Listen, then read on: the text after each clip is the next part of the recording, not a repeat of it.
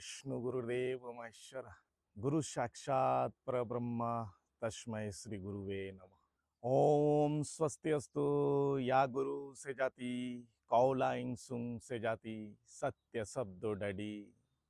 ओम स्वस्ति अस्तु, ओम स्वस्ति अस्तु, ओम स्वस्ति अस्तु। नमस्कार, सत श्री अकाल, अस्सलाम वालेकुम, ओम स्वस्ति अस्तु। आज इस गुरु पूर्णिमा के पावन अवसर पर आप सबका मैं की रामा सांगेंग सरानी डॉक्टर संजय शाह आपका मेरे यूट्यूब चैनल में स्वागत करता हूं। और आज का इस वीडियो का विषय है गुरु पूर्णिमा। गुरु शब्द का अर्थ क्या है, गुरु पूर्णिमा हम किसी उद्देश्य से मनाते हैं और हम किसको गुरु मान सकते हैं, और जिनका गुरु नहीं है या जिनकी दीक्षा शिक्षा नहीं हुई है वो किन की पूजा करे या किन की आराधना करे। अब हम पहुंचते हैं गुरु शब्द का अर्थ क्या है, गुरु किसे कहते हैं। उसको अगर हम अच्छे विस्तारित देखेंगे तो गु और रू, गु का मतलब अंधकार और रू का मतलब उजाला यानी रोशनी। यानी कि अंधेरे से जो आपको रोशनी की ओर ले जाए वो होता है गुरु। अर्थात आपके जीवन में जितने भी अंधकार है और अंधकार रूपी ज्ञान है उसको अपने रोशनी रूपी ज्ञान से, यानी अंधकार रूपी अज्ञानता को अपने रोशनी से, अपने प्रकाश से प्रकाशित करके उज्ज्वलित करता है और आपको प्रकाश की ओर मार्गदर्शन करता है, सही रास्ता दिखाता है, वही है गुरु। तो गुरु हर इंसान के जीवन में अहम भूमिका निभाता है। गुरु का अर्थ है जैसे अंधेरे से उजाले की ओर ले जाना, वैसे हम किसी भी व्यक्ति से, किसी भी व्यक्ति विशेष से, किसी से भी सीखते हैं, वो हमारे गुरु होते हैं। जैसे एक संतान जब जन्म लेता है तो उनका प्रथम गुरु माता होता है, फिर पिता होता है, शिक्षा प्राप्त करता है पिता से और माता से, संस्कार सीखते हैं अपने आस पड़ोस के, अपने ग्रैंड पेरेंट्स से, सब उनके गुरु हैं। और जब हम विद्यालय में जाते हैं तो हर एक लेवल का जो विद्यालय होता है हमारा, जैसे नर्सरी स्कूल वगैरह, उनके जो शिक्षक है वो हमारे गुरु हैं। उसके बाद हम प्राइमरी में जाते हैं तो वहाँ के शिक्षक हमारे गुरु हैं। और उसके बाद जब हम मिडिल स्कूल जाते हैं, फिर सीनियर सेकेंडरी स्कूल, फिर हायर लेवल पे जाते हैं, हर जगह पे हमें अपने जीवन में, आज के जीवन में, आज दैनंदिन जीवन में बहुत सारे गुरु हमें मिलते हैं।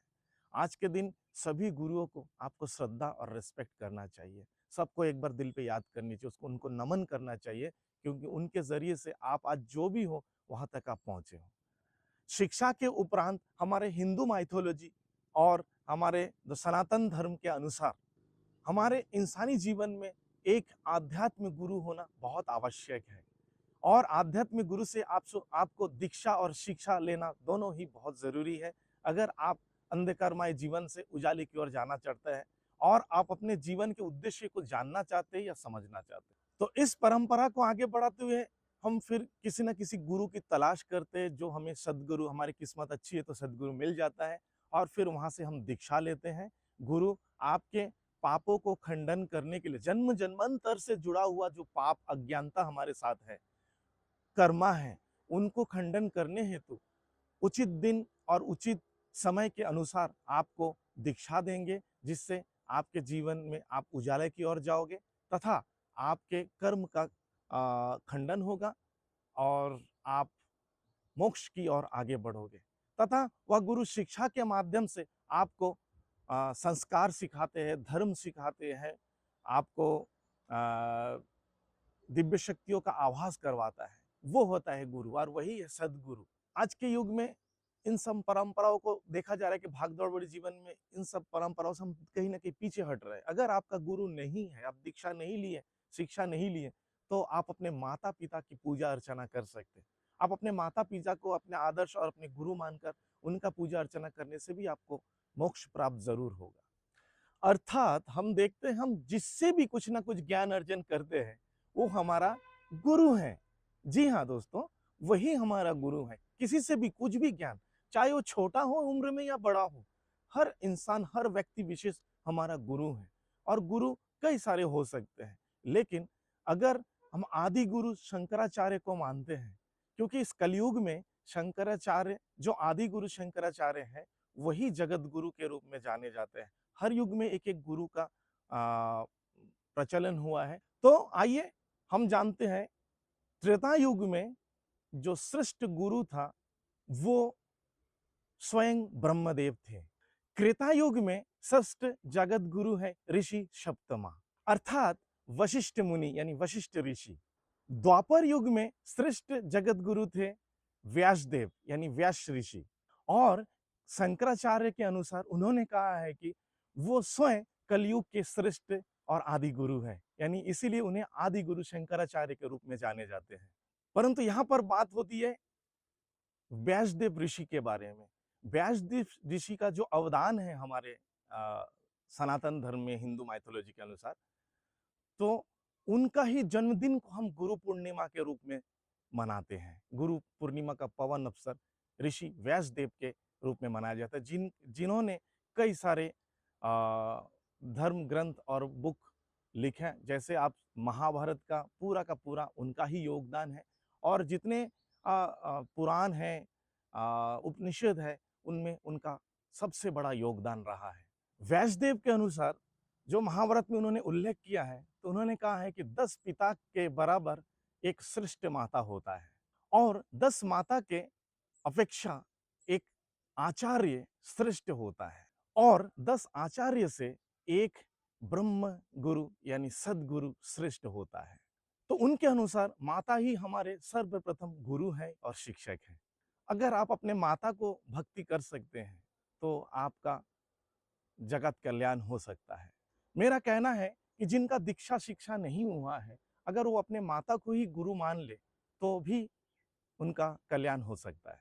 अब आते हैं आचार्य कौन होते हैं। शास्त्र के अनुसार आचार्य वो होते हैं यानी जगत गुरु यानी आदि गुरु शिव, जिसे हम बोलेंगे, जो हमारे भोलेनाथ है।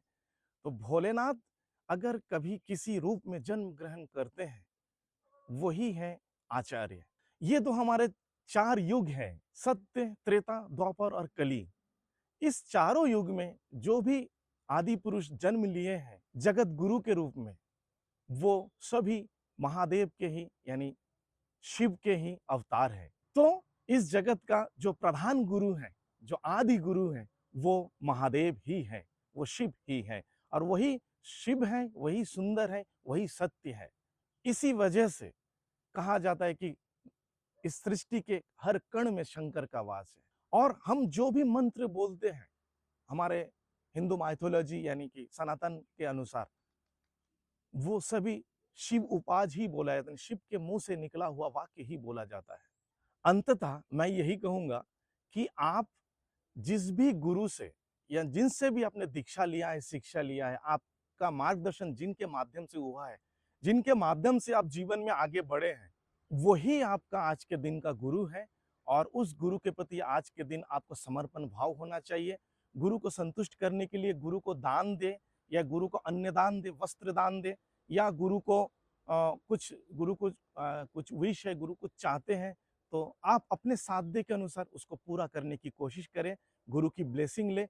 हो सके तो आज के दिन आप अपने गुरु के घर जाइए, गुरु के चरणों को पकड़कर उनका चरणों की पूजा करिए, उनका उनसे आशीर्वाद प्राप्त करें। यानी कि जिस गुरु के पास में आप गए और जिस गुरु के माध्यम से आपको शास्त्र का ज्ञान प्राप्त हुआ है, आप कुछ अपने जीवन से जो आपके एक्सपेक्टेशंस थे उससे ज़्यादा कुछ ज्ञान आपको मिला, आप कुछ अच्छा समझने लगे, आपका जीवन में अंधेरे से उजाला आया है, आपने उत्तम ज्ञान की आप अपने जीवन को आगे बढ़ा रहे हो, वो उस गुरु को आज के दिन समर्पण करना चाहिए। आपके भीतर के सुप्त ज्ञान को जिन्होंने उजागर किया है, अलौकिक किया है और रोशनी दिया है, जिससे आपका सुप्त ज्ञान अब ब्रह्म ज्ञान में बदल रहा है, उस गुरु को आज के दिन आपको नमन करना चाहिए, भक्ति करनी चाहिए, पूजा अर्चना करनी चाहिए। यही है गुरु पूजन। और उनके साथ ईश्वर को भी प्रार्थना करें, महादेव को प्रार्थना करें, तो आपका जीवन सफल होगा। इस युग में जिनका गुरु नहीं है, अपना दीक्षा नहीं लिया या कोई भी ज्ञान आपने नहीं प्राप्त किया है, धार्मिक ज्ञान की मैं बात बोलूंगा, आध्यात्मिक ज्ञान की बात करूंगा, वो भगवान शिव की पूजा करें, अपने माता पिता की पूजा करें, तो भी आज का दिन का पूजा यानी गुरु पूजन सफल होगा। यहाँ पे देखा जाता है आज के युग में शास्त्र को जानने वाले ये कहते हैं कि दीक्षा लेना चाहिए। तो लोग दीक्षा लेते हैं, गुरु के पास जाते हैं, दीक्षा लेते हैं, परंतु उस मंत्र का जाप नहीं करते और गुरु के निर्देश अनुसार नहीं चलते, गुरु ने जो शिष्टाचार सिखाया वो नहीं करते, तो उसमें गुरु का क्या गलती है बताइए। गुरु ने तो आपको रास्ता दिखाया, गुरु ने आपका मार्गदर्शन किया। अगर आप उस पथ पे नहीं चल सकते, ये कमी आपकी है, ना कि गुरु का। और उसके बाद जब आप सफल नहीं होता हो, तो आप फिर गुरु का दोष देते हैं, तो वो भी बहुत गलत है। आज के दिन अगर आपने ऐसा किया है, तो आप आपने गुरु से माफी मांगिए, क्षमा प्रार्थना करिए और गुरु के प्रति विश्वास रखिए, भक्ति रखिए, गुरु के पथ अनुसार चलिए, आपका जीवन कल्याण होगा। और यकीन मानिए, हो सकता है कि आपको थोड़ा-सा टफ लगे, यानी कि कठिन लगे वह पथ, बट अगर आप चलने लगोगे, क्योंकि एवरीथिंग इज़ पॉसिबल इन इस this life and repetition is the mother की ऑफ ऑल लर्निंग। तो आपको रिपीट बार-बार करना है और अ, इम्पॉसिबल कुछ भी नहीं है। आप कोशिश करोगे होगा और धीरे-धीरे वो आसान लगने लगेगा। और जब आसान लगेगा, देखोगे जीवन आनंदित हो गया है, जीवन सफल हो गया है। अगर आप ऐसे कर पाते हो और मेरा आज का वीडियो अगर आपको पसंद आया है, तो और लोगों को शेयर करें, ये ज्ञान लोगों तक पहुँचे। और अगर आप मेरे चैनल में नए हो, तो मेरे चैनल को सब्सक्राइब करें तथा बेल आइकन को दबाएँ, ताकि अगला वीडियो आपको तुरंत उसकी नोटिफ़िकेशन आपको मिल जाए। मेरे ओर से आप सभी को एक बार फिर से गुरु पूर्णिमा की हार्दिक शुभकामनाएं मेरी ओर से। आप सभी को lots of blessings and love.